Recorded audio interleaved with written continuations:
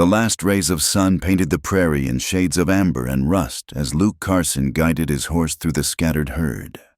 Dust devils danced across the parched grass, and the familiar ache in his shoulders told him another long day was drawing to its close.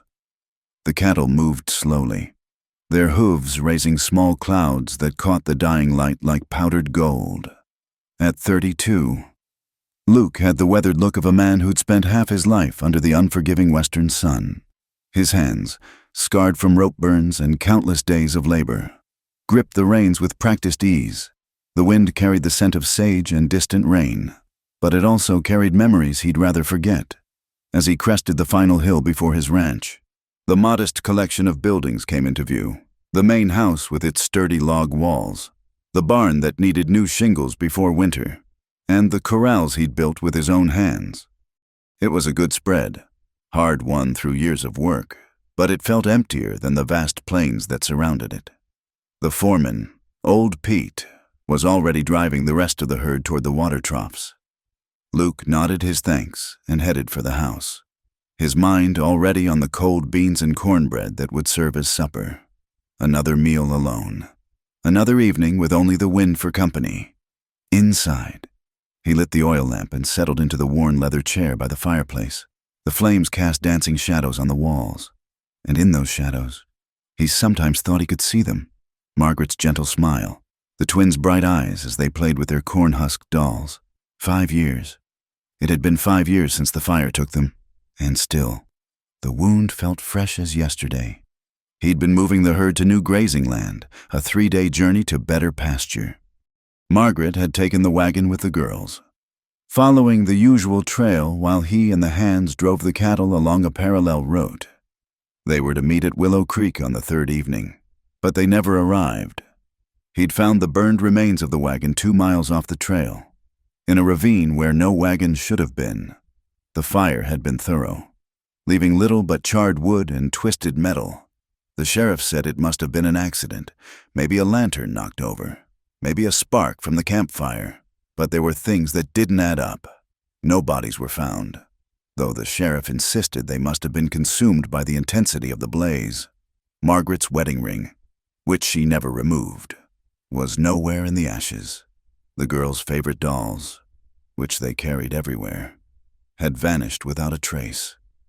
Luke had searched for weeks, riding through every town within 100 miles, showing their photographs to anyone who would look. But the West was vast, and people disappeared into it like drops of water in the desert.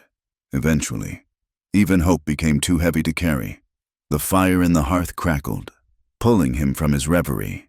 Outside, the December wind was picking up, rattling the shutters with increasing violence. Luke frowned. The almanac had predicted a mild winter, but the old-timer's joints had been telling a different story. He'd seen the birds flying south earlier than usual, and the cattle had grown their winter coats thick and early. He was just considering whether to bring the horses closer to the barn when he heard it, a sound that didn't belong to the wind. It was faint, almost lost in the growing storm, but his years on the range had taught him to distinguish between the natural and the unusual. Luke pulled on his heavy coat and grabbed his Winchester from its place by the door. The wind hit him like a physical force as he stepped outside, already carrying the first stinging pellets of snow. He squinted into the darkness, following the fence line toward the main road. That's when he saw them. 2 small figures huddled against the base of a cottonwood tree, barely visible in the swirling snow.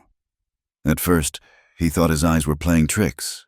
Children, out here, miles from the nearest homestead? As he approached, leading his horse for shelter against the wind, he could make out more details. 2 girls, maybe 8 or 9 years old, pressed together for warmth. Their clothes were thin. City clothes, completely inadequate for a Wyoming winter. They'd managed to gather some sticks for a fire, but the wind had long since scattered the last embers. "Lord Almighty," Luke breathed, quickening his pace. The girls looked up as he approached, and even in the dim light, he could see they were twins. Their faces were pinched with cold, lips blue, but their eyes, there was something in their eyes that made his breath catch. Not just fear or desperation, but a kind of fierce determination that seemed too old for their young faces. "Please, mister," the slightly taller one whispered through chattering teeth. "We don't mean no harm. We got nowhere else to go." Luke was already shrugging off his coat, wrapping it around both of them. "What in blazes are you doing out here? Where are your folks?" The girls exchanged a look that spoke volumes. The smaller one buried her face in her sister's shoulder, while the taller one met his gaze steadily. "Our stepmother sold us," she said, the words coming out flat and matter-of-fact, as if she were stating the weather, "to some men who wanted workers. We ran away. Been walking for 2 days. I think, maybe 3. Luke felt something cold in his gut that had nothing to do with the storm. He'd heard of such things. Children sold or traded like livestock, especially orphans or those with no one to protect them. The practice was illegal, of course, but the law was often just words on paper in the far reaches of the territory. "Can you ride?" he asked, already knowing they needed to get inside before the storm truly hit. Both girls nodded, and he lifted them onto his horse, noting how little they weighed. The taller one sat in front, her sister clinging behind, and Luke led the horse back toward the ranch, moving as quickly as he dared in the worsening conditions. By the time they reached the house, the storm had become a full-blown blizzard. Luke carried both girls inside. They were too weak to walk, and set them by the fire. In the lamplight, he could see them more clearly. Despite the dirt and exhaustion, they were pretty children, with dark hair and gray eyes that seemed to take in everything. He heated some beans and made fresh cornbread, watching as they ate with the careful restraint of those who'd learned not to count on regular meals. When they'd finished, he poured warm water for them to wash, then found some old blankets in the cedar chest. "What are your names?" he asked as he tucked the blankets around them. "I'm Clara," the taller one said. "This is Catherine. We're 9 years old." 9, the same age his girls would have been. "Well, Clara and Catherine," Luke said, his voice rougher than he intended. "You're safe now. We'll sort things out come morning. But for tonight, you just rest. Nobody's going to hurt you here." Catherine spoke for the first time since they'd arrived, her voice small but clear. "You promise, mister?" Luke looked at those gray eyes, so full of hope and fear, and felt something shift in his chest. A wall he'd built carefully over 5 years cracked, just a little. "I promise," he said. "As long as you're under my roof, no one will harm you. You have my word on that." The girls settled by the fire, exhaustion finally overwhelming their wariness. Luke sat in his chair, rifle across his knees, watching them sleep. The storm raged outside, but inside, for the first time in years, the empty house felt less like a tomb and more like a home. He didn't sleep that night. Instead, he sat guard over 2 lost children who'd stumbled into his life on the wings of a blizzard, and wondered if maybe, just maybe, God moved in mysterious ways after all. The girls slept fitfully, sometimes crying out from dreams, and each time Luke would speak softly, letting them know they were safe, that someone was watching over them. As dawn approached and the storm began to blow itself out, Luke made a decision. Whatever these children were running from, whoever had tried to claim ownership of them, would have to go through him first. He'd failed to protect his own family once. He wouldn't fail again. The morning would bring questions and complications. He knew. The girl's story would need to be verified.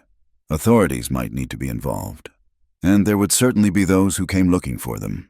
But for now, in the quiet aftermath of the storm, Luke Carson allowed himself a moment of something he hadn't felt in 5 years.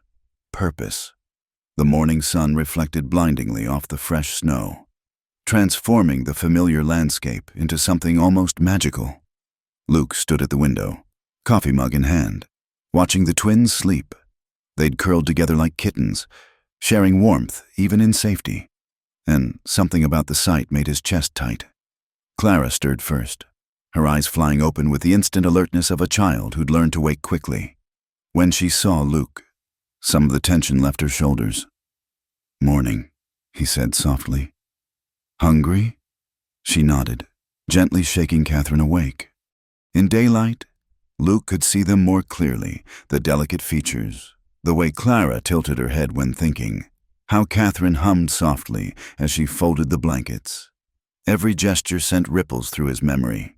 He busied himself making breakfast, flapjacks with molasses, bacon, and strong coffee weakened with plenty of milk for the girls. They ate slowly, savoring each bite, and Luke found himself studying them over his own plate. "That's a pretty tune," he said when Catherine hummed again. "Where'd you learn it?" Catherine glanced at Clara before answering. "Don't rightly remember, just always known it, I suppose." Luke's hand stilled halfway to his mouth. It was Margaret's lullaby, an old Scottish melody her grandmother had brought across the ocean. He'd sung it to his daughters every night, watched Margaret rock them to sleep with those same soft notes. "You girls," he said carefully. "Where are you from originally? Before your stepmother?" "Don't know much about before," Clara said, that protective edge creeping back into her voice. "She told us our parents died in a fire when we were little. Said she took us in out of Christian charity." Her mouth twisted on the last words. "A fire." Luke set down his fork, his appetite gone. "How little were you? 4, maybe?" She wasn't much for talking about it. 4 years old. 5 years ago? Luke forced himself to breathe normally. "This stepmother," he said. "What was her name?" "Mrs. Prudence Harrington, from Denver way." The name meant nothing to him, but Denver. Margaret had a cousin in Denver. They'd planned to visit after settling the new grazing land. "Come on," Luke said, pushing back from the table. "Let's tend to the animals. Fresh air will do us all good." Outside, the snow lay thick and pristine. The girls followed him to the barn, their worn shoes quickly soaking through. Luke made a mental note to find them proper boots.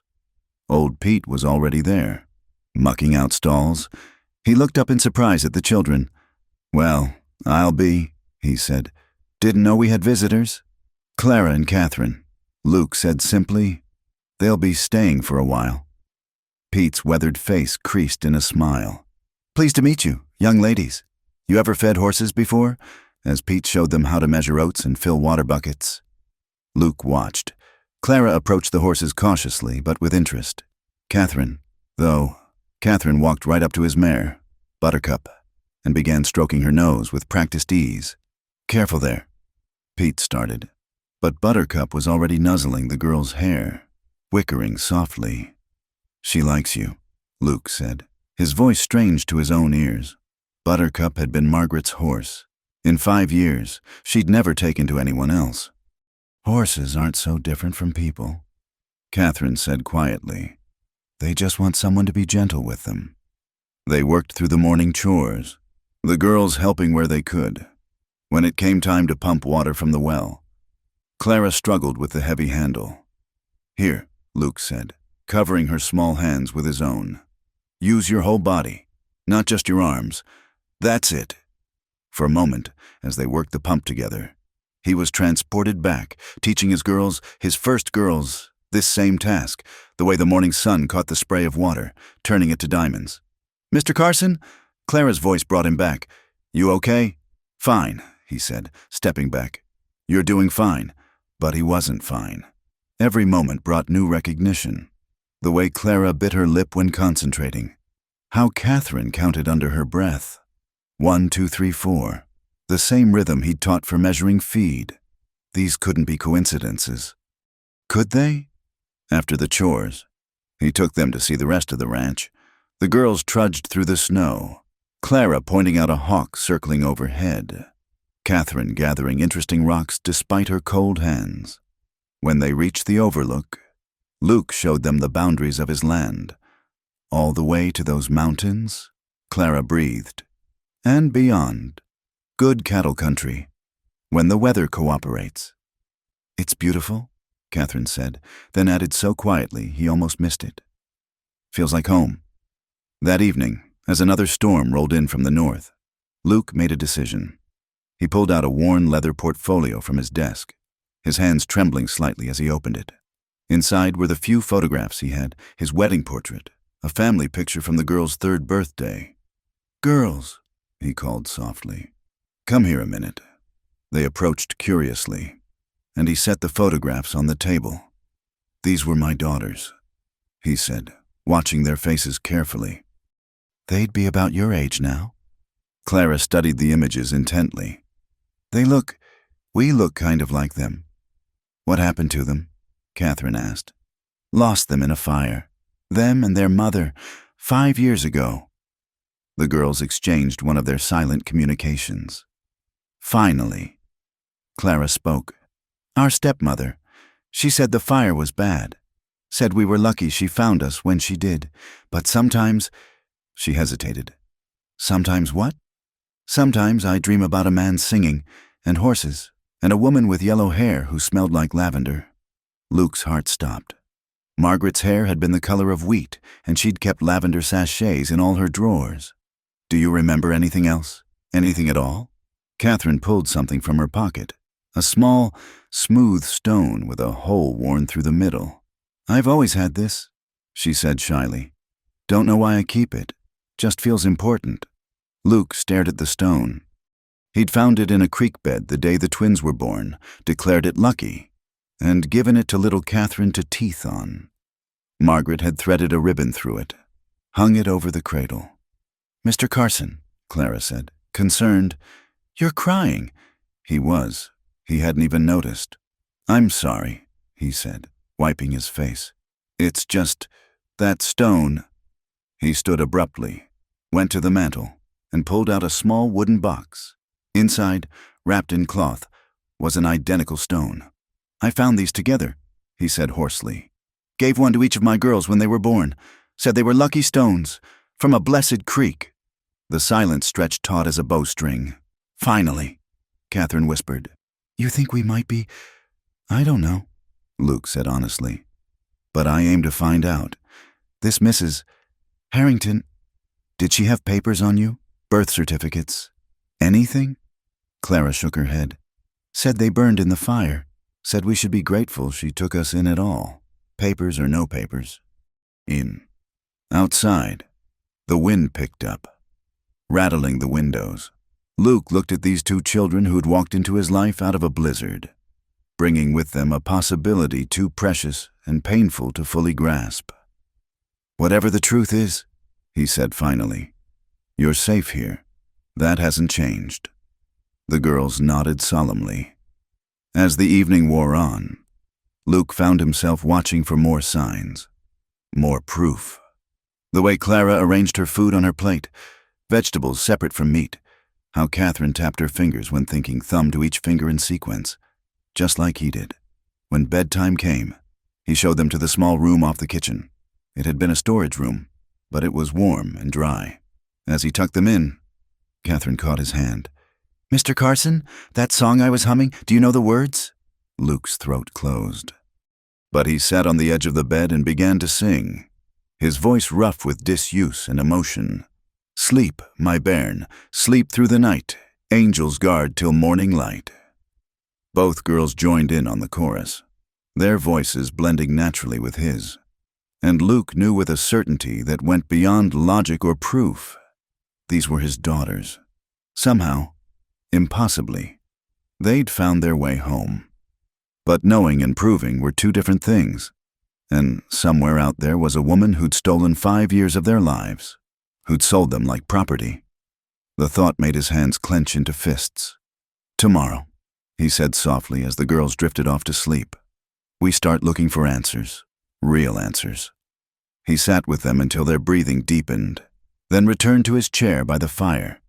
The storm raged outside, but inside, for the first time in 5 years, Luke Carson allowed himself to hope. His girls were home. Now he just had to keep them. The town of Cedar Ridge lay 15 miles from Luke's ranch, a collection of weathered buildings huddled against the endless prairie. As Luke drove the wagon down Main Street, Clara and Catherine pressed close together in the back, their eyes wide at the bustle of Saturday morning commerce. Luke had deliberated for days before making this trip. Keeping the girls hidden at the ranch felt safer, but they needed proper clothes, boots, and most importantly, He needed them enrolled in school. Isolation would only invite more suspicion. "Remember what we discussed," he said quietly as he helped them down from the wagon. "You're my nieces, visiting from back east." It was a thin story, but it would have to do until he could find proof of their real identity. Their first stop was Henderson's general store. Mrs. Henderson, a plump woman with sharp eyes, looked up from her ledger as they entered. "Luke Carson," she said, surprise evident in her voice. "Haven't seen you in town for a month of Sundays." "Been busy with the ranch," Luke replied, guiding the girls toward the clothing section. "These are my nieces, Clara and Catherine. They'll be staying with me for a while." Mrs. Henderson's eyebrows rose nearly to her hairline. "Nieces? I didn't know you had family back east." "My late wife's cousins," Luke said evenly. "Their parents passed, and they had nowhere else to go." The lie tasted bitter, but it was necessary. "Mrs.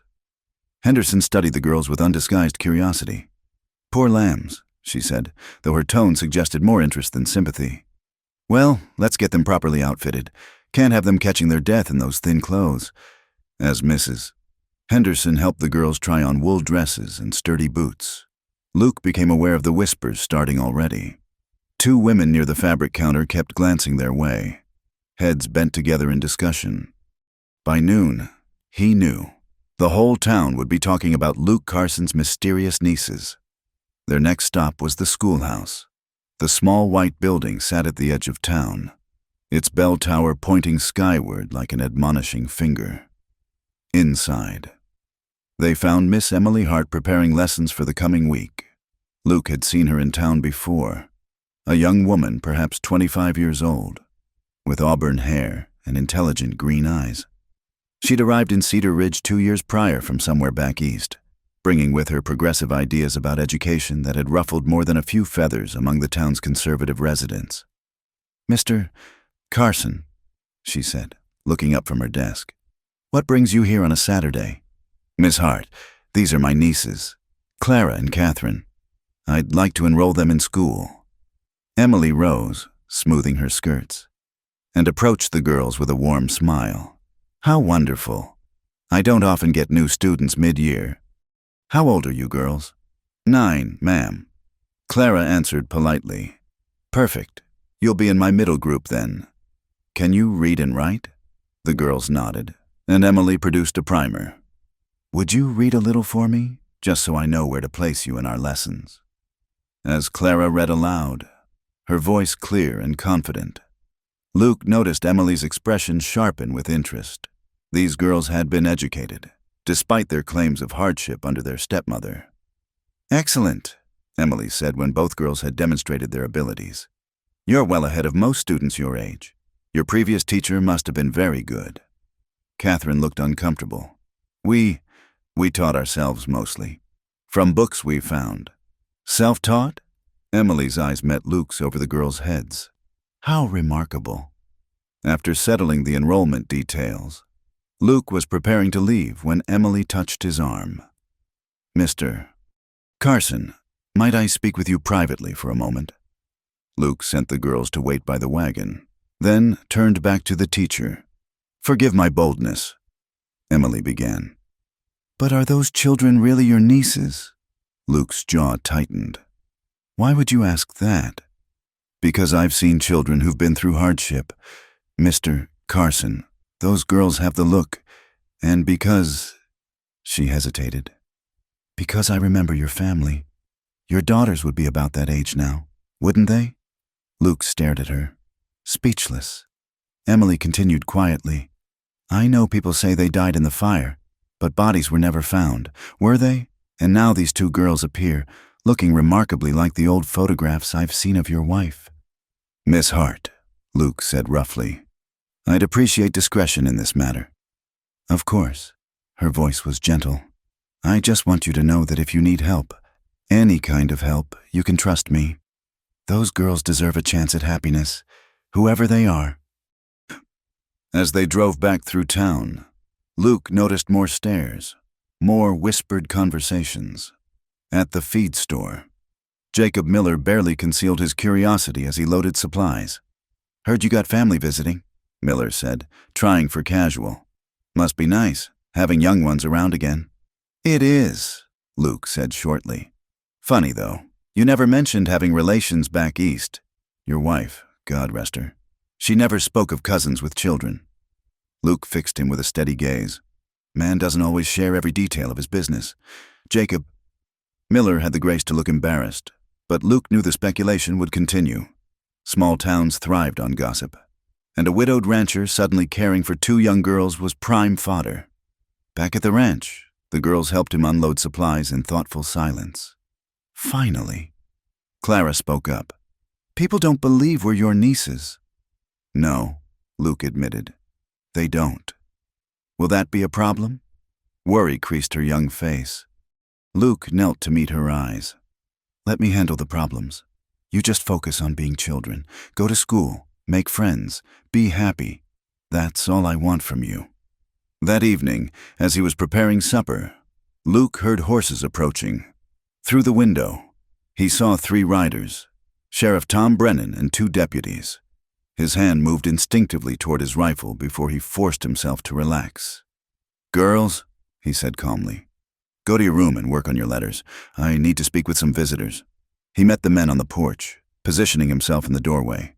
"Tom," he nodded to the sheriff, "what brings you out here?" Brennan, a fair man in his 50s, looked uncomfortable. "Luke, I've got to ask you some questions about those girls." "Ask away." "Had a wire from Denver way. Seems a missus.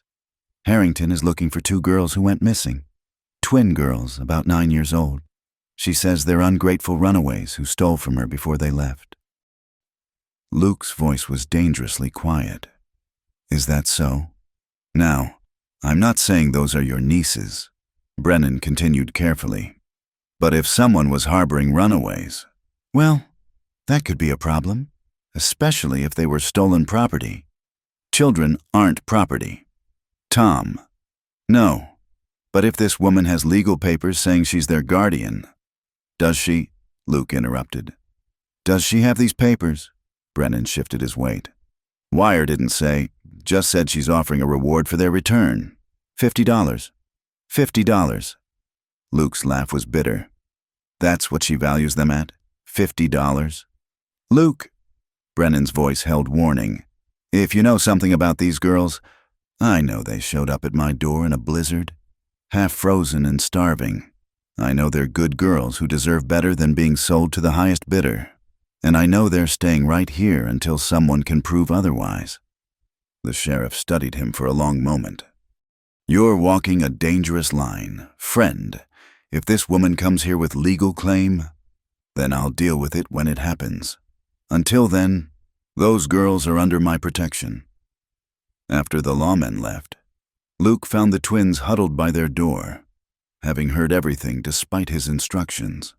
"She's looking for us," Catherine whispered, tears tracking down her cheeks. "Are you going to send us back?" Clara asked, chin raised despite the fear in her eyes. Luke pulled them both into his arms, feeling their thin bodies tremble. "Never," he said fiercely. "I don't care what papers she has or what lies she tells. You're not going back to her. Not ever." That night, he sat up late, cleaning his rifle and thinking. The comfortable lie about nieces from back east wouldn't hold much longer. Soon, he'd have to make a choice, keep running the risk of exposure or take action to prove what his heart already knew. In their room, he could hear the girls whispering, comforting each other. The sound made him think of another pair of twins, 5 years younger, whispering secrets in their cradle. Tomorrow, he'd need to ride to the county seat, look up records, maybe hire a lawyer, but tonight, he'd stand guard over his daughters, for he couldn't think of them any other way now, and let them sleep knowing they were safe. The whispers in town would grow louder. Mrs. Harrington would likely come calling. But Luke Carson had spent 5 years living with ghosts. Now that he had real children to protect again, no force on earth would take them from him. Not again. The desert wind howled across the red earth as Luke urged his horse through the narrow canyon. 3 days had passed since Sheriff Brennan's visit, and Luke knew he couldn't wait for trouble to find him. He needed answers. and the trail led south to the mining towns near the Colorado border. He'd left the girls with old Pete and 2 trusted hands, with strict instructions to keep them inside the ranch boundaries. The memory of their frightened faces as he rode away gnawed at him. But this journey was necessary. The town of Copper Creek squatted in a valley between rust-colored cliffs, its buildings coated with the perpetual dust of the nearby mines. Luke had been here before, buying horses from the Mexican traders who came up from the south. It was a rough place, where law was more suggestion than fact, and where people with secrets came to disappear. Luke started at the largest saloon, the Lucky Strike. The bartender, a scarred man named Dutch, recognized him from previous visits. "Carson," Dutch nodded, pouring whiskey without being asked. "Don't often see you this far south." "Looking for information," Luke said, placing a gold eagle on the bar. "About a woman named Prudence Harrington. Heard she might have passed through here." Dutch's eyes flicked to the coin, then around the room. "Harrington, yeah, I know the name. Widow woman, right? Has business with some of the less particular men around here?" "What kind of business?" "The kind decent folk don't discuss in daylight." Dutch pocketed the coin. "She's got a house up on Mineral Street. Big place, considering. Some say she runs a boarding house for young ladies, but—" He shrugged meaningfully. Luke's jaw tightened. "Young ladies or young girls? That's a dangerous question in this town. Friend." Luke laid another coin on the bar. "I'm looking for 2 girls she claimed were her daughters. Twins, about 9 years old." Dutch's expression shifted. "You're that rancher, the one who lost his family in a fire. You've heard of me?" "Mrs. Harrington was in here last month, drinking more than a widow should. She talked about selling some property to traders heading for Mexico. Mentioned a rancher up north who'd pay good money to get his daughters back, if he knew they were alive." The whiskey glass cracked in Luke's grip. "She said that?" "In her cups. People say all manner of things, but if you're thinking of visiting her, might want to bring friends. She's got protection." Luke spent the rest of the day gathering information. From a Mexican trader, he learned that Mrs. Harrington had indeed tried to sell 2 young girls to a group heading south, claiming they were orphans who owed her for years of care. From a doctor who'd been called to treat one of the girls for bruises, he heard darker stories. The little one, she had marks from a strap. "Doctor," Morrison said quietly, "when I asked about it, Mrs. Harrington claimed the child was willful, needed discipline, but the fear in those children's eyes." He shook his head. "I should have done something then." As evening fell, Luke made his way to Mineral Street. The Harrington house stood apart from its neighbors, 3 stories of false grandeur with heavy curtains blocking every window. A large man sat on the porch, cleaning his nails with a bowie knife. "Help you?" the man growled as Luke approached. "Here to see Mrs. Harrington about some property she's lost." The man's eyes narrowed. "She ain't receiving visitors. She'll receive me." Luke's hand rested casually on his gun belt. "Tell her Luke Carson is here. Tell her I know about the fire." The guard hesitated, then disappeared inside. Minutes later, he returned and jerked his head toward the door. The interior reeked of cheap perfume and whiskey. Luke was led to a parlor where a woman sat in an overstuffed chair, a glass of amber liquid in her hand. Prudence Harrington might have been handsome once, but years of hard living had left their mark. Her eyes were cold as a snake's. "Mr. Carson," she purred. "I wondered when you'd come calling. You know who I am." "Of course." The grieving widower. Such a tragic story. She sipped her drink. "Imagine your surprise to learn your daughter survived that terrible fire." "How?" The word came out raw. She laughed, an ugly sound. "How did I find them? Pure chance. I was traveling to Denver, stopped at a way station. There were these 2 little girls, crying by a burned wagon. The man who ran the station was about to send them to an orphanage. I took pity on them." "Pity?" Luke's voice was dangerously flat. "Oh, I know what you're thinking, but I did care for them. In my way. Fed them, clothed them, gave them shelter. That's not free.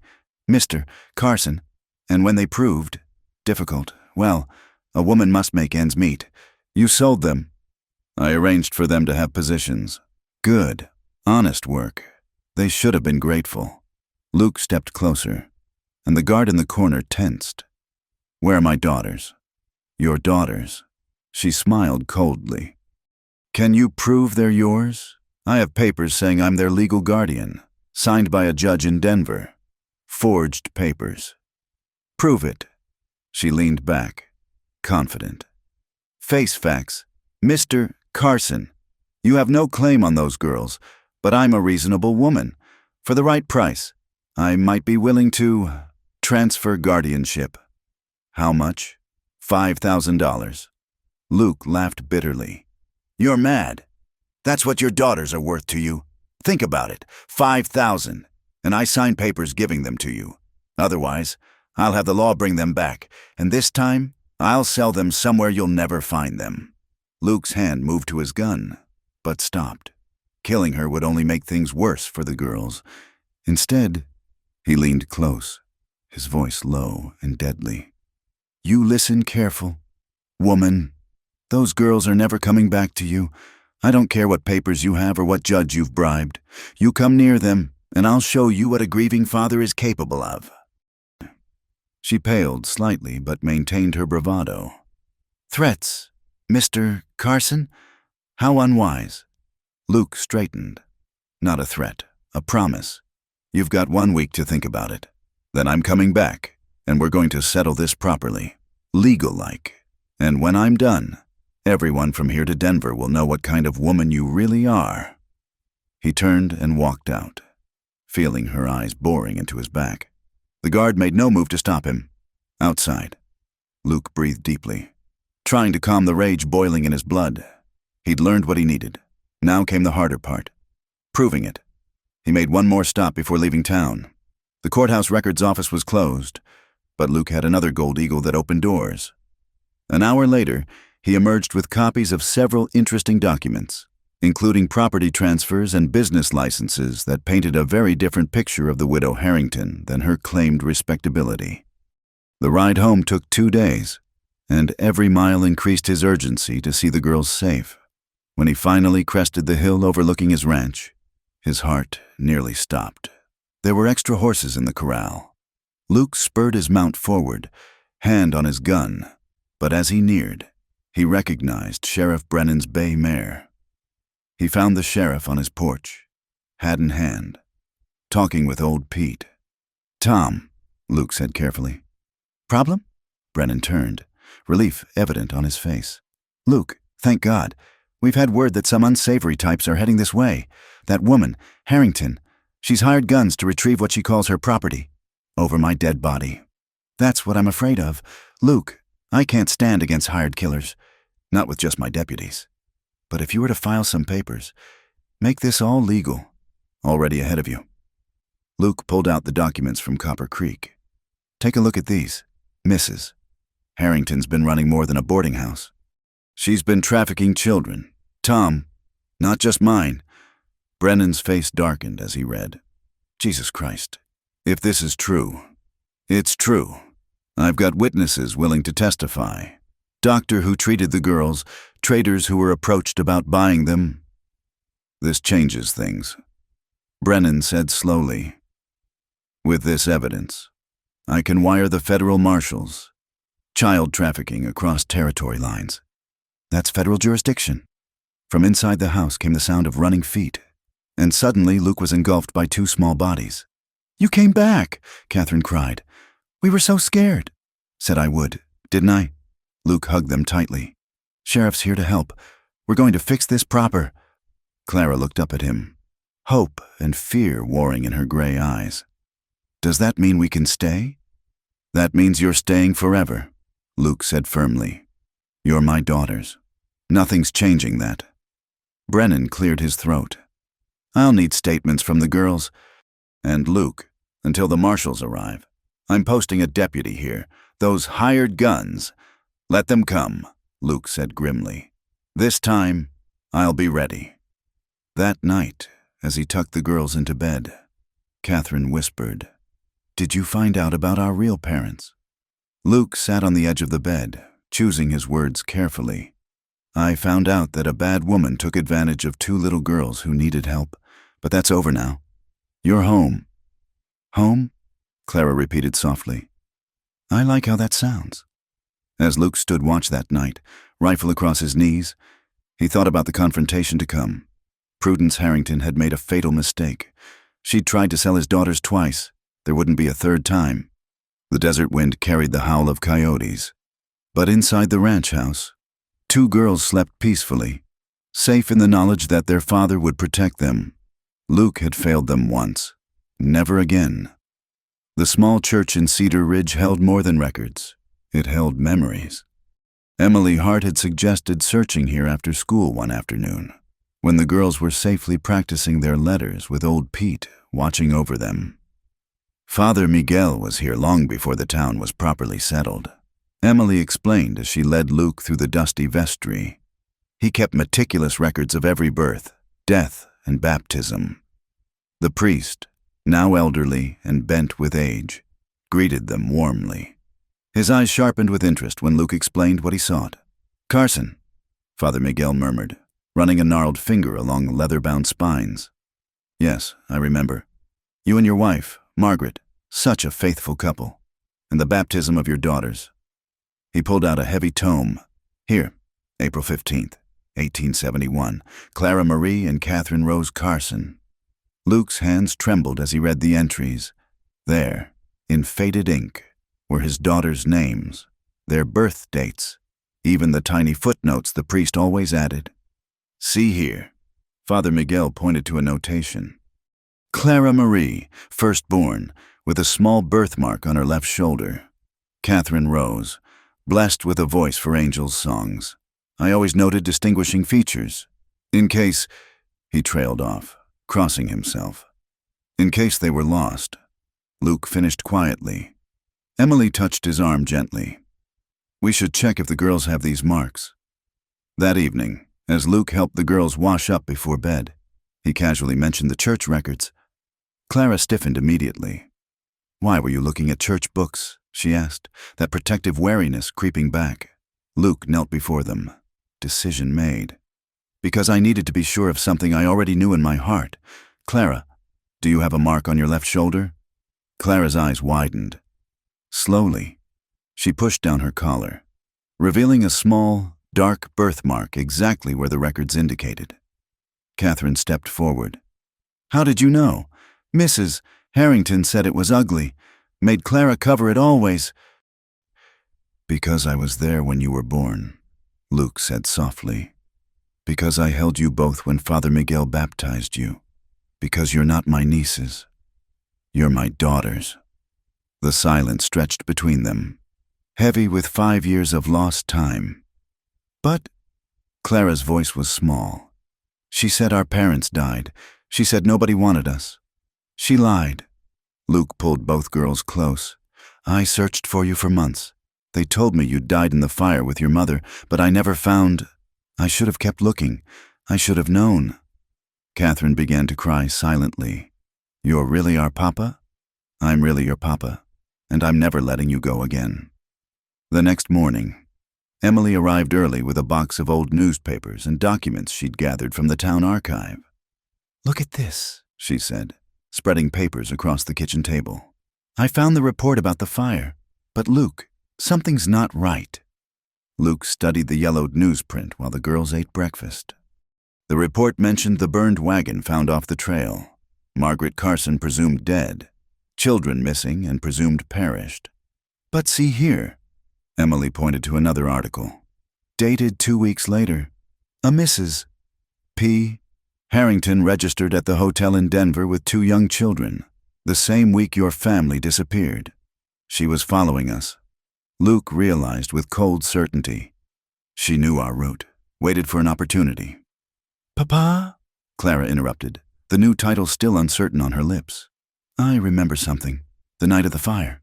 Mama was arguing with someone, a woman. She kept saying, no, over and over.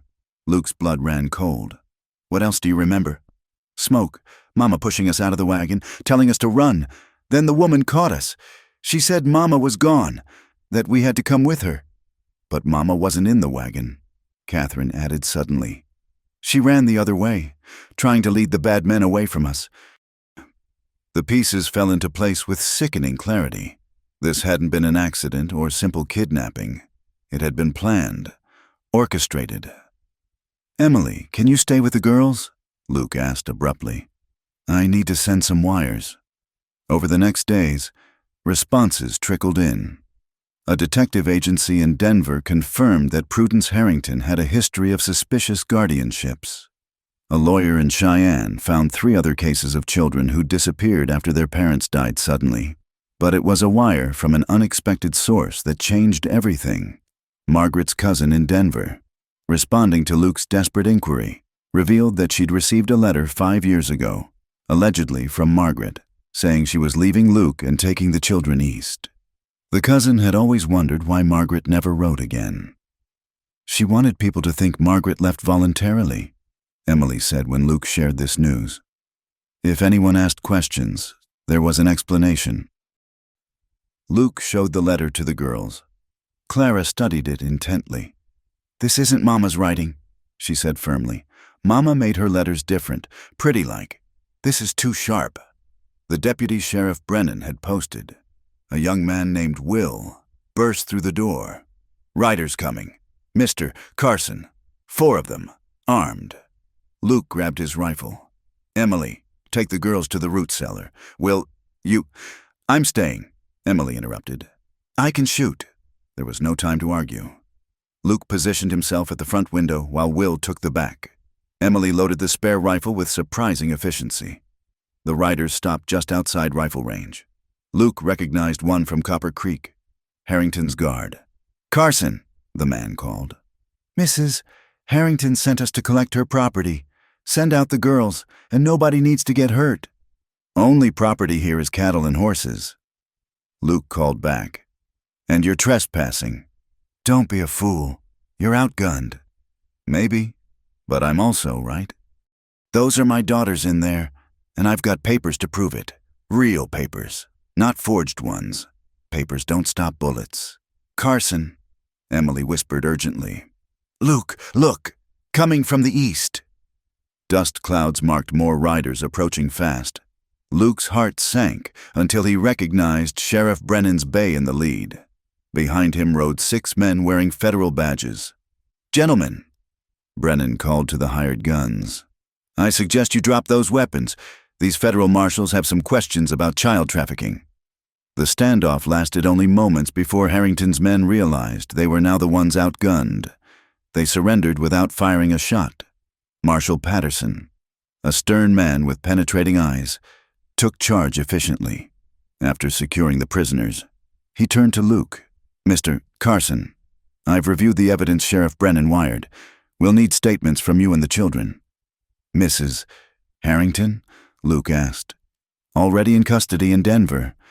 Seems she tried to flee when word of our investigation reached her." Patterson's smile was grim. "She's been quite talkative, trying to bargain. Mentioned something about your wife possibly surviving the initial attack." Luke's world tilted. "What?" "We're investigating. There's a woman in a sanatorium in California. Been there 5 years. No memory, they say, matches your wife's description." Luke gripped the doorframe for support. Emily appeared at his elbow. "Go," she said softly. "I'll watch the girls. Go find out." Luke looked toward the root cellar where his daughters waited. "I can't leave them. Not now." "You won't be leaving them. You'll be finding the rest of their family." Emily squeezed his hand. "They need to know about their mother, Luke, and if there's even a chance." That night, after the marshals had gone and peace restored, Luke sat with his daughters and told them everything. About the investigation, about their mother, about the possibility, just a possibility, that she might be alive. "Will you go look for her?" Clara asked, her face a mixture of hope and fear. "Only if you want me to. This is your decision, too." The girls exchanged one of their silent conversations. "Finally," Catherine spoke. "We want to know, even if she doesn't remember us. We want to know." "Then I'll go, but I'll be back, no matter what. That's a promise. As he tucked them in, Clara caught his sleeve. Papa? What if she is alive but doesn't want us? What if she really did leave? Luke smoothed her hair gently. Then we'll face that truth together. But Clara, I knew your mother's heart. She would never have left you willingly. Never. Outside, Emily waited on the porch, wrapped in a shawl against the cool night air. I'll take care of them, she promised. For as long as you need. Luke studied her face in the moonlight, this woman who'd shown such unexpected strength and kindness. Why are you helping us? She smiled softly. Because everyone deserves a chance at their happy ending. Mr. Carson, even gruff ranchers and lost little girls. For the first time in 5 years, Luke felt something besides grief and duty stir in his chest. When I get back, he began. When you get back, Emily agreed. We'll talk about new beginnings. As Luke prepared for his journey, he watched his daughters sleeping peacefully in their beds. Whatever he found in California, they would face it as a family. The broken pieces of their lives were slowly coming together, held by bonds stronger than blood. The fierce love of a father who'd never stopped searching, even when he didn't know he was looking. Tomorrow would bring new challenges, but tonight, his girls were home. And maybe, just maybe, their story wasn't over yet. The night descended like a shroud over the Carson ranch, bringing with it more than darkness. Luke had barely settled the girls after their evening meal when old Pete burst through the door, his weathered face grave. Riders coming hard from the south, he gasped. Maybe a dozen, armed to the teeth. Luke's blood ran cold. The federal marshals had left that morning, taking their prisoners. Sheriff Brennan was back in town. They were alone except for Pete and 2 ranch hands. It's Harrington's men, Luke said grimly. She must have had more hired guns we didn't know about. Emily, who'd been helping the girls with their lessons, stood quickly. The root cellar? No, they'll expect that, Luke thought rapidly. The old line shack up on Crow Ridge? Pete, saddle the horses. Quietly. As Pete hurried out, Luke knelt before his daughters. Their faces were pale but determined. Listen carefully, he said. We're going on a night ride, just like cowboys on a cattle drive. Can you be brave for me?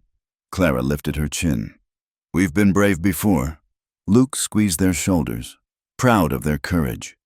Within minutes, they were mounted, the girls sharing Pete's gentle mare while Luke and Emily took their own horses. Will, the deputy, appeared from his watch post. I count 15 riders, he reported tersely. Coming fast. They slipped out through the back pasture, using the terrain Luke knew like his own heartbeat. Behind them, torches flickered like angry stars as the riders reached the ranch. The wind howled across the mesa, covering the sound of their horses' hooves. Luke led them through a narrow canyon, the walls pressing close in the darkness. Catherine whimpered softly, and Emily reached over to squeeze her hand. Almost there, Luke murmured. The line shack was hidden in a grove of cottonwoods, built years ago for cowboys working the far ranges. Luke had reinforced it over the years, turning it into a small fortress. As they dismounted, he could hear pursuit. The hired guns had discovered their escape. Inside, Luke ordered. Will, take the north window. Emily, I've got the east side, she said, checking her rifle with practiced ease. Luke positioned the girls in the safest corner, behind stacked grain sacks. No matter what happens, you stay down. Understand? They nodded solemnly. Clara clutched Catherine's hand, and Luke saw Margaret's strength in their faces. The first shots came just before midnight, muzzle flashes lighting the darkness like deadly fireflies. The attackers had surrounded the shack but hadn't counted on its solid construction or its defenders' determination. Carson, a voice bellowed. This doesn't have to end badly. The woman just wants what's hers. Tell Mrs. Harrington those girls are mine, Luke shouted back. And I've got the papers to prove it. Papers burn real easy. The attack intensified. Bullets thudded into the thick logs, and gun smoke filled the air. Will cursed as a shot grazed his arm. Emily's rifle cracked steadily, keeping the eastern approach clear. "They're trying to flank us," Pete warned. Luke saw them, 3 men creeping through the cottonwoods. He fired, saw one fall, the others scrambling for cover, but they were outnumbered, and ammunition wouldn't last forever. Then, through the chaos, came a new sound, a bugle call cutting through the night air. The firing slowed. Confused. "What in the hell?" someone outside muttered. The bugle sounded again, closer now, followed by the thunder of many hooves. Into the clearing burst a full company of cavalry, their blue uniforms dark in the moonlight. At their head rode Captain James Morrison, whom Luke recognized from Fort Laramie. "Stand down," the captain roared. "Drop your weapons in the name of the United States Army." The hired guns, caught in the open, had no choice. Within minutes, they were disarmed and under guard. Captain Morrison dismounted and approached the shack. "Mr. Carson? Marshal Patterson sent word you might need assistance." Seems he was right. Luke emerged slowly, hardly believing their salvation. "Captain, your timing is impeccable. We were already tracking these men. They robbed an Army payroll wagon last month." Morrison smiled grimly. "Seems Mrs. Harrington's associates were wanted for more than just kidnapping." As soldiers secured the scene, Emily brought the girls out. They clung to Luke, eyes wide at the sight of so many uniformed men. "Papa," Catherine whispered. "Are we safe now?" "Yes, sweetheart, we're safe." Captain Morrison's expression softened as he looked at the children. "These are the girls from the reports?" "My daughters," Luke said firmly.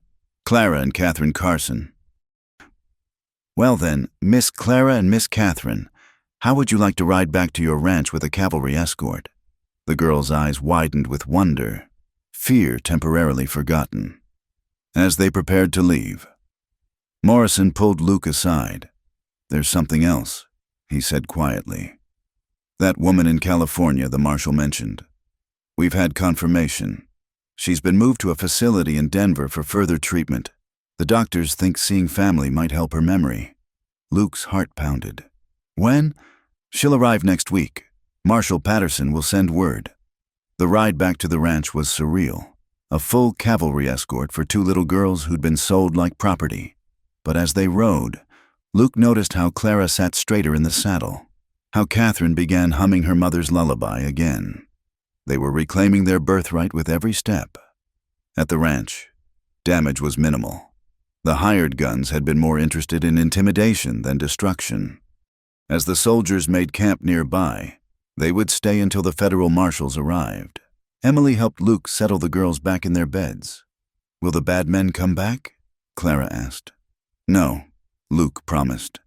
"Captain Morrison and his soldiers will make sure of that, and soon all of this will be properly settled in court." "Emily," Catherine said sleepily, "are you going to stay too?" Emily glanced at Luke, color rising in her cheeks. "For as long as you need me." After the girls were asleep, Luke and Emily sat on the porch, watching the soldiers' campfires. "Thank you," Luke said simply. "For everything. You don't need to thank me." Emily wrapped her shawl tighter. "Those girls, they're special. They deserve every chance at happiness." "So do you," Luke said quietly. Emily looked at him, something shifting in her expression. "Luke, when this is over," he continued, "when the girls are legally mine and the danger's past, would you consider staying? Not as their teacher or my friend, but," he struggled for words, "as family," Emily finished softly. "As family." He agreed. She was quiet for a long moment. "I came west to start over," she finally said, "to leave behind expectations and disappointments. I never imagined I'd find what? A home, a purpose, people worth fighting for." She met his eyes. "Yes, Luke, when this is over, I'll stay." Inside, one of the girls cried out in her sleep. Both adults rose instinctively, then laughed softly at their shared response. "She's calling for her mama," Emily said, hearing Catherine's voice. Luke's expression grew distant. "Next week, they might have her back, or they might face another loss. I don't know which would be harder." Then we'll face it together, Emily said firmly. All of us. As she went inside to comfort Catherine, Luke remained on the porch, keeping watch. The cavalry's presence meant safety for now, but the real battle was still ahead. In the courts, they would fight for his daughter's future. In Denver, they would search for answers about Margaret. But tonight, his girls slept safely in their beds, protected by soldiers and loved by people who would die before letting harm come to them. It was more than he'd had a week ago. It was enough to build hope on. The wind carried the sound of cavalry horses and soldiers' quiet conversations. Somewhere in the darkness, a coyote howled, but it seemed less threatening now. Luke checked his rifle from habit, then went inside to check on his daughters one more time. They slept peacefully, Emily dozing in the chair beside them, keeping her own watch. Luke covered her with a blanket, then returned to his post. Whatever tomorrow brought, they would meet it as a family, blood and chosen, bound by love and forged in fire. The West had tried to break them, but they were still standing. And they would keep standing, together, until every last threat was vanquished and every last wrong made right. The courthouse in Cedar Ridge had never seen such a crowd. Every bench was packed, with more people standing along the walls and spilling out onto the street. Word had spread throughout the territory about the rancher fighting to reclaim his stolen daughters, and the community had come to bear witness. Judge William Thornton, a circuit judge known for his fairness, called the proceedings to order with sharp raps of his gavel. Luke sat at the defendant's table with his lawyer, Charles Pemberton, while across the aisle, Prudence Harrington glared daggers at them. Flanked by 2 federal marshals, this hearing, Judge Thornton began, will determine the rightful guardianship of Clara Marie Carson and Catherine Rose Carson, aged 9 years. The girls sat in the front row between Emily and Father Miguel, wearing the new dresses Emily had sewn for them. Their faces were solemn, understanding the gravity of what was happening. Pemberton rose first. Your Honor, we will prove that these children are the lawful daughters of Luke Carson, stolen from their family 5 years ago through deception and violence. The prosecutor for Mrs. Harrington, a oily man named Jasper Crane, stood next. My client has cared for these orphans for 5 years. Your Honor, she has legal papers, forged papers, Pemberton interrupted. That remains to be proven, Crane snapped. Judge Thornton's gavel silenced them. Gentlemen, we will proceed with order. Mr. Pemberton, present your evidence. For the next hour, the courtroom listened in rapt attention as witness after witness took the stand. Father Miguel presented the baptismal records, his aged voice carrying absolute certainty as he identified the birthmarks and characteristics he'd recorded. Dr. Morrison from Copper Creek testified about treating the girl's injuries, his face grim as he described marks consistent with abuse. No loving guardian would allow such harm to come to children, he stated firmly. The Mexican trader spoke through an interpreter about Mrs. Harrington's attempts to sell the girls. She said they were orphans who owed her money, offered them like cattle at market. But it was when Marshal Patterson took the stand that the room truly fell silent. Marshal, Pemberton began, tell us what your investigation uncovered. Patterson's voice was steady and damning. We found evidence of at least 7 children who passed through Mrs. Harrington's care over the past 6 years. Most disappeared without trace. Bank records show large deposits coinciding with these disappearances. Objection, Crane shouted. Circumstantial. Overruled. Judge Thornton said coldly, Continue, Marshal. We also found correspondence between Mrs. Harrington and various unsavory individuals discussing merchandise and young workers. The ages mentioned matched the missing children. Gasps rippled through the courtroom. Mrs. Harrington's face had gone pale beneath her powder. Furthermore, Patterson continued, we have a witness. The courtroom doors opened, and a thin, haunted-looking woman was escorted in. Luke recognized her from the descriptions. One of the boarders from Harrington's house. State your name. Judge Thornton instructed, Mary Sullivan, Your Honor." Her voice was barely a whisper. I worked for Mrs. Harrington. I saw what she did to those children." Over Crane's increasingly desperate objections, Mary told her story. How Harrington targeted families traveling alone. How she would create accidents and then appear as a savior. How children who proved too difficult to sell would simply disappear. "The Carson girls," Mary said, looking at Clara and Catherine with tears in her eyes. "She was so angry when they escaped. Said they were worth a fortune because they were pretty and well-mannered. Said she knew someone who'd pay—" She broke off, shuddering. "That's enough." Judge Thornton said gently, "Thank you, Miss Sullivan." When it came time for the defense, Crane did his best. He presented Harrington's forged guardianship papers, character witnesses who knew nothing of her real business, receipts for clothes and food purchased for the children. Then came the moment everyone had waited for. Crane called Prudence Harrington to the stand. She took the oath with a steady hand, her face composed. But as Pemberton began his cross-examination, cracks appeared in her facade. "Mrs. Harrington, where did you first encounter these children?" "At a way station near Denver. They were alone, frightened." "Which way station?" She hesitated. I don't recall the name." "You don't recall where you found 2 children you claim to have raised for 5 years? It was traumatic. As traumatic as the fire that supposedly killed their parents." Her eyes flashed. "I saved those girls. From what? From whom? Their parents were already dead, according to you. They were orphans. I gave them a home, and then tried to sell them.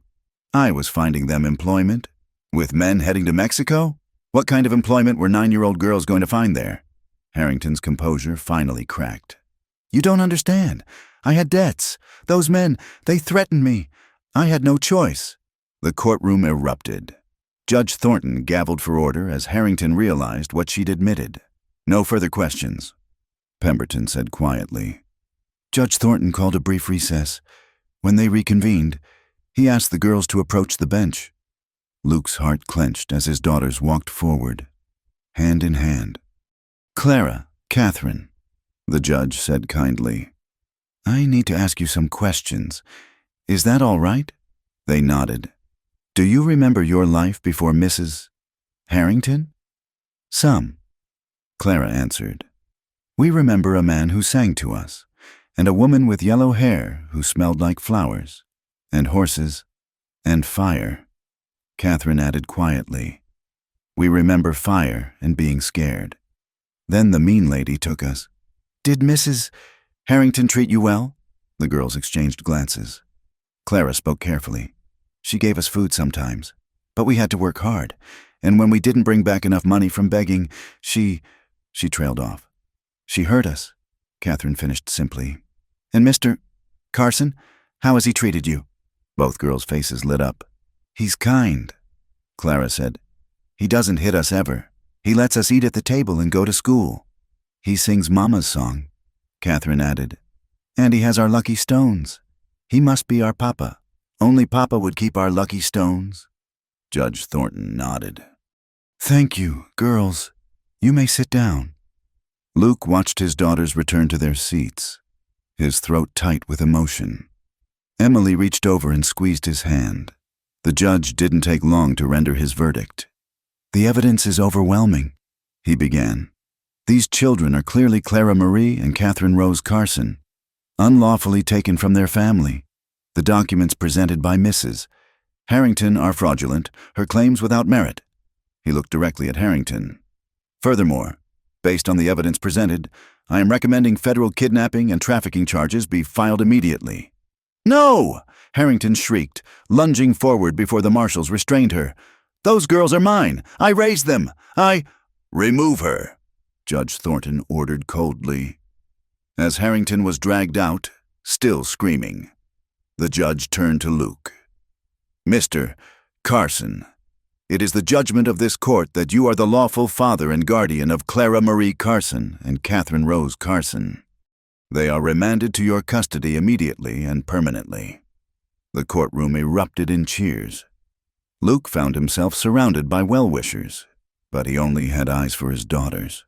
They flew into his arms, and he held them tight, feeling the last 5 years of grief begin to lift. "Papa," Clara whispered against his shoulder. "Does this mean we really get to stay?" "Forever," Luke promised. "No one's ever taking you away again." Emily joined their embrace, tears streaming down her face.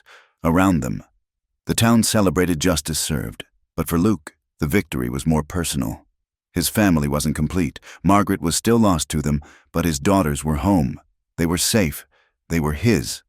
As they finally made their way out of the courthouse, Sheriff Brennan approached. "Luke, I just got a wire from Denver. That woman they found? She's asking for someone named Luke. Keeps saying she needs to find her babies." Luke's knees nearly buckled. Emily steadied him as the girls looked up in confusion. "Papa?" Catherine asked. Could it be?" "I don't know, sweetheart," Luke said honestly. "But we're going to find out. All of us. Together." As they walked toward the hotel to prepare for the journey to Denver, Luke felt Clara slip her hand into his. "Papa, whatever happens, we're a family now, right? Even if Mama doesn't remember us." Luke squeezed her hand. "We're a family no matter what. That's a promise." The sun was setting over Cedar Ridge, painting the sky in shades of hope.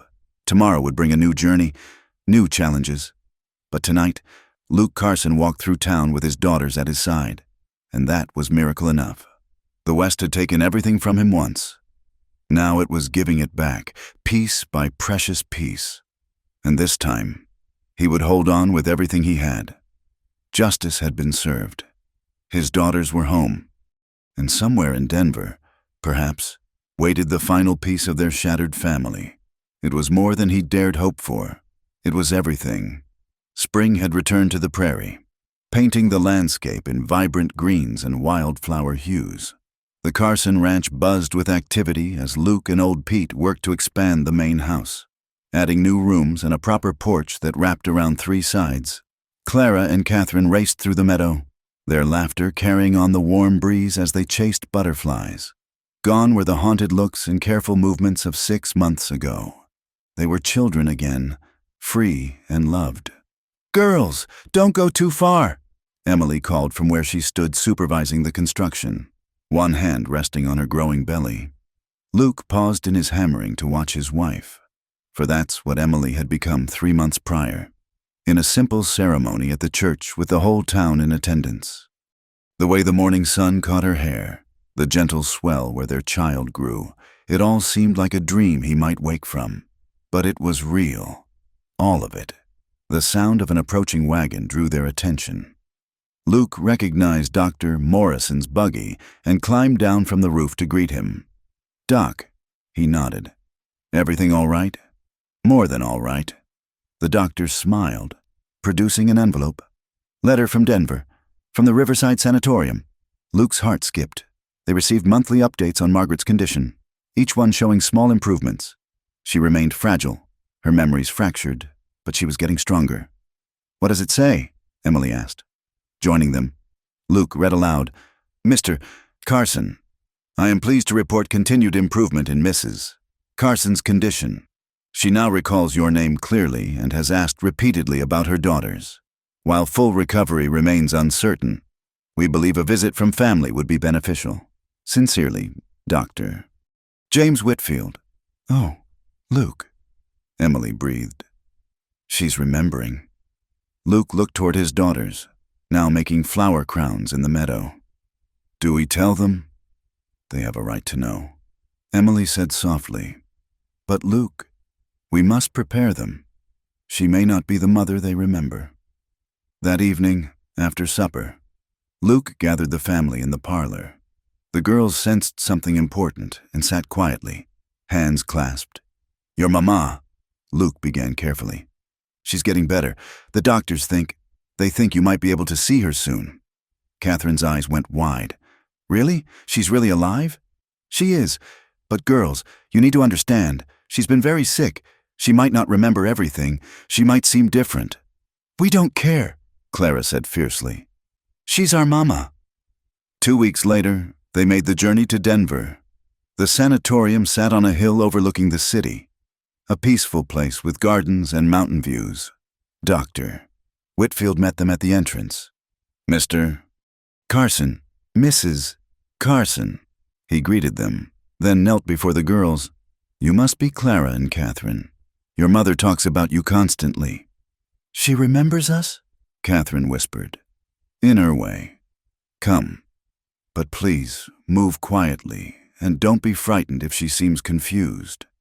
They followed him through clean, bright hallways to a sunny room at the end. Through the doorway, Luke saw her. Margaret sat by the window, thinner than before, her wheat-colored hair now streaked with premature silver. She was humming, the same lullaby she'd always sung. Margaret? Luke said softly. She turned, and for a moment, her face was blank. Then something sparked in her eyes. Luke, her voice was uncertain, fragile. Is it really? Oh! Her hands flew to her mouth as she saw the girls. My babies, my Clara, my Catherine. The girls looked at Luke, seeking permission. He nodded, and they moved forward slowly. Mama? Clara said. We missed you so much. Margaret's tears came then, flowing freely as she opened her arms. The girls ran to her, and she held them as if they might disappear. My brave girls, she sobbed. I tried to find you. I tried so hard. But the fire, and then the darkness. I couldn't remember. It's all right, Mama, Catherine soothed, patting her hair. We're here now. Papa found us. Margaret looked up at Luke over their heads. You found them? They found me, Luke said, his own eyes wet. Walked out of a blizzard right to our door. Emily stepped forward then, and Margaret noticed her for the first time, taking in the wedding ring, the gentle swell of pregnancy. Luke? Margaret's voice held question, but no accusation. This is Emily, Luke said carefully. She helped save the girls. She's been caring for them. Margaret studied Emily for a long moment, then extended her hand. Thank you, she said simply. Thank you for loving my children. Emily took her hand, tears on her cheeks. They're easy to love, just like their mother must have been. Over the following weeks, they established a routine.